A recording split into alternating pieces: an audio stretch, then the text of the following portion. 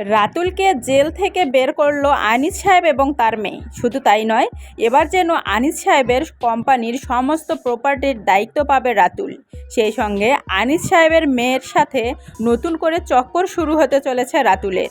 শুধু তাই নয়, এবার যেন গরিব ঘরের রাজপুত্র নাটকের দর্শকরা দেখতে পাবে নতুন করে মেঘলার কোম্পানিতে যাবে আনিস সাহেবের মেয়ে এবং রাতুল।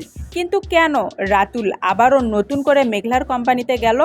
তাহলে কি মেঘলা তার কোম্পানির আবারও বেশ কিছু কাজ দেবে রাতুলকে, নাকি রীতিমতো রাতুল এবং আনিস সাহেবের মেয়ে মেঘলার কোম্পানিতে গেছে মেঘলাকে থ্রেট দেওয়ার জন্য? এমনই একটি পর্ব আসতে চলেছে গরিব ঘরের রাজপুত্র নাটকের সামনের এপিসোডে, যা দেখার জন্য অধীর আগ্রহে বসে আছি আমরা সবাই। তো চলুন বিস্তারিত জেনে নেওয়া যাক কী ঘটতে চলেছে আদৌ মেঘলা এবং রাতুলের সঙ্গে। মেঘলার কোম্পানিতে রাতুল যায়, কিন্তু সেখানে রাতুল এবং আনিস সাহেবের মেয়েকে বেশ কিছু বিভ্রান্তিকর কথা এবং অট্টহাসি দেখা যায় তাদের মুখে। শুধু তাই নয়, তাদের হাসির পাল্টা জবাবেও মেঘলা যেন বেশ কিছু কড়া কথা বলে।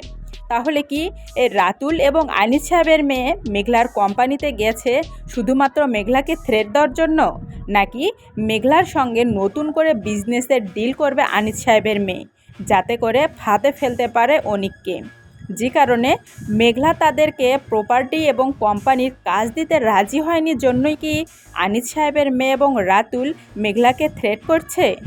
আপনাদের কাছে কি মনে হয় বন্ধুরা? অবশ্যই আপনারা আমাকে কমেন্টে জানাবেন, কারণ আমি আপনাদের জন্য নতুন নতুন আপডেট ভিডিওগুলো আনি, যাতে আপনারা দেখে আনন্দ উপভোগ করতে পারেন। কারণ রীতিমতো সামনের এপিসোডে আবারও নতুন করে লড়াই শুরু হতে চলেছে মেঘলা এবং রাতুলের মধ্যে, যা কিনা কল্পনাও করতে পারেনি অনিক। অপরদিকে অনিক, সে কি এবার ঘুরে দাঁড়াতে পারবে মেঘলার সঙ্গে থেকে, নাকি মেঘলার কোম্পানিতে সামান্য কোনো কাজে নিয়োজিত রাখবে মেঘলা তাকে? আদৌ কি মেঘলা এবং অনিকের সম্পর্ক ঠিক হয়ে যাবে? তো আপনাদের কাছে কি মনে হয়? এ নিয়ে আরেকটি নতুন ভিডিও আনবো আমি আপনাদের জন্য, যেখানে আপনারা A to Z জানতে পারবেন কি ঘটতে চলেছে মেঘলা এবং রাতুলের মধ্যে। অপরদিকে এর পাল্টা জবাবে কি বলতে চলেছে অনিক। নতুন ভিডিওটি দেখতে অবশ্যই চ্যানেলটি সাপোর্ট দিয়ে পাশে থাকুন। ধন্যবাদ সবাইকে।